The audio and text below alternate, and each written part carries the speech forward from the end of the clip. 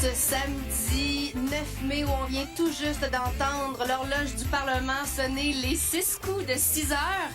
Merci d'être avec nous. On est présentement à Ottawa, dans la capitale nationale, pour voir les tulipes fleurir et regarder le beau bouquet de fleurs. Alors, comment ça va? Ça va bien. Il y en a qui sont ici. Ah, Marcel, j'utilise tes formules. Je m'inspire de toi pour faire ma poésie.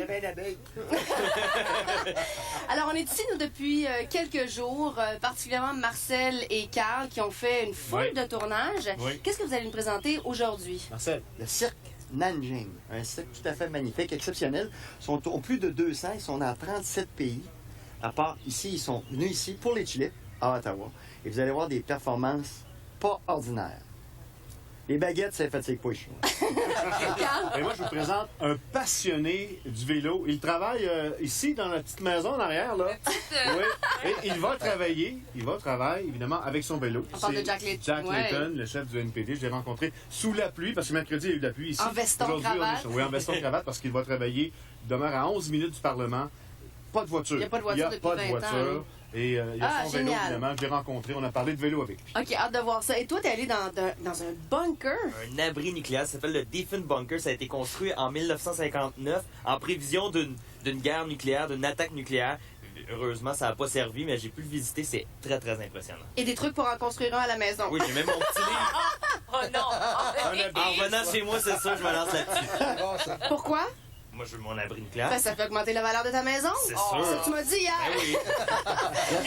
Alors, il y en a un qui va vivre tout ça à distance. C'est Martin Bellumeur qui est avec nous à Montréal ce matin. Salut Martin. Mathieu Bellumeur. Excuse-moi, je t'ai rebaptisé depuis tantôt. C'est Marcel. Mathieu. C'est vrai que c'est drôle, hein? Martin, là, c'est toujours le nom qu'on me donne quand on se trompe dans mon prénom. oui? Ah, C'est ok, je toujours suis contente d'être donc normale. c'est une erreur que plusieurs personnes ont fait, Pénélope. Alors, Mathieu, c'est un immense plaisir de t'avoir avec nous ce matin. Il a l'air à faire quand même beau à Québec, à Montréal.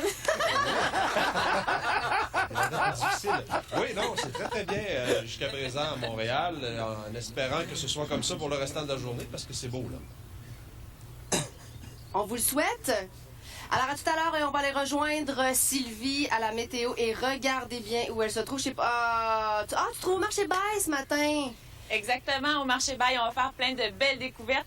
Et ce matin, je dois juste vous dire que j'ai fait un petit appel à Dame Nature, là, puis on va être sauvés parce qu'on va avoir du soleil ce matin, mais ça va s'ennuager graduellement. Et il y a des averses prévues pour l'ensemble de la province. On va vous donner tous les détails un petit peu plus tard. Et demain, Sylvie sera au parc des commissaires, qui est l'endroit certainement où il y a le plus de tulipes en ce moment à Ottawa. Alors, on a une belle fin de semaine de prévu pour vous. On voudrait bien sûr remercier la Commission de la capitale nationale de nous accueillir comme ça à chaque année. C'est une tradition. Hein? On était ici pour le bal de neige et là encore une fois cette année pour célébrer l'arrivée du printemps. Alors je pense qu'on peut peut-être commencer tout de suite avec ce bulletin d'information où on parle de Guy Lafleur qui pourrait être radié de l'Ordre du Québec. Effectivement, nouvelle qui est tombée ce matin. Donc, vous vous souvenez que Guy Lafleur a été reconnu coupable d'avoir livré des témoignages contradictoires du procès de son fils. C'était le 1er mai dernier. Il risque maintenant d'être radié de l'Ordre national du Québec. Selon la presse, il y a un comité de l'Ordre qui se penche sur ce dossier-là, devrait faire une recommandation à M. Jean Charest le 18 juin. La loi de l'Ordre national prévoit des dispositions qui permettent de radier quelqu'un qui est reconnu coupable d'un crime. C'est le cas. C'est le cas de M. Lafleur. La radiation serait assez rare, selon la directrice de l'Ordre national, Guy Lafleur, qui est chevalier de l'Ordre du Québec depuis 2005. Et on va aller retrouver justement notre collègue Mathieu Bellumeur pour parler de ce délit de fuite dans le secteur de Joliette, Mathieu. Oui, exact. Ça se passe au coin des rues Dollard et Saint-Thomas à Joliette. Ça s'est passé un peu avant minuit. C'est un chauffeur qui a percuté un cycliste sur donc le boulevard Dollard. Le cycliste qui a été grièvement blessé et conduit dans un centre hospitalier. Heureusement, on ne craint pas pour sa vie. Le chauffeur en question, un jeune homme dans la vingtaine, a quitté les lieux à pied après l'accident. Finalement, il est revenu un peu plus tard sur les lieux, a donc été rencontré par les enquêteurs. Évidemment, il pourrait faire face à des accusations. Ces images-là, c'est sur la route 158 à Saint-Thomas, tout près de Joliette, vous le voyez. Malgré les images, le conducteur qui était au volant de ce véhicule n'a été blessé que légèrement. Perte de contrôle, a terminé sa course dans un fossé et a frappé un muret de béton. Heureusement que des blessures mineures dans son cas. On ne sait pas si l'alcool et la vitesse sont en cause. Et ça, c'est bon là pour les deux incidents dont je viens de vous parler. Merci beaucoup, Mathieu.